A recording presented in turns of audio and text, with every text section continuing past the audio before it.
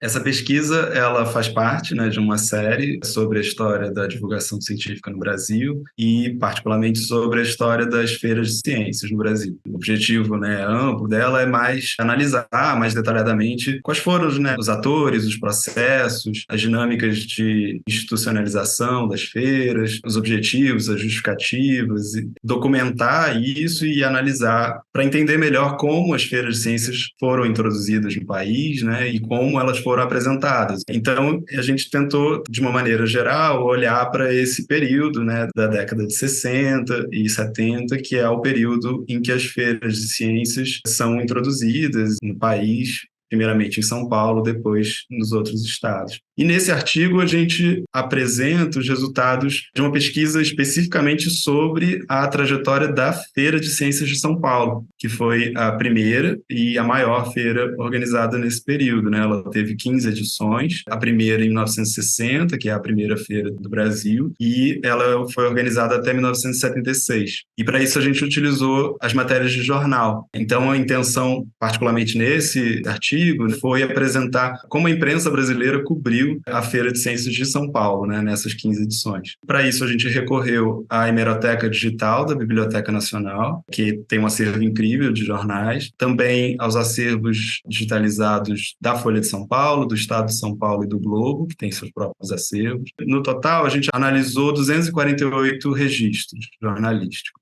o que por si só já configura uma presença importante, né, da Feira de Ciências de São Paulo nos jornais. E a gente observou questões mais pontuais, primeiro, assim como os patrocínios da feira, os locais de edição, os principais organizadores, a maneira como ela foi organizada, as edições, a presença de autoridades, cientistas, educadores, o perfil dos estudantes, os tipos de trabalhos expostos, as premiações, a maneira como os organizadores lidaram com a questão da competitividade entre os estudantes, enfim, entre outras questões, né, que documentam essa trajetória dessa feira que ainda não estavam muito bem colocadas na literatura. E, além disso, a gente pôde observar melhor, especificamente, como a imprensa brasileira cobriu a feira. Então, a gente observou que havia um tom muito otimista, que os jornais apoiaram a realização das feiras de ciências, ressaltando os aspectos positivos, a eficácia delas, né, tanto para promover um melhor ensino de ciências, quanto para engajar jovens em carreiras científicas. Isso num contexto, entendendo o engajamento desses jovens no interior, né, de um projeto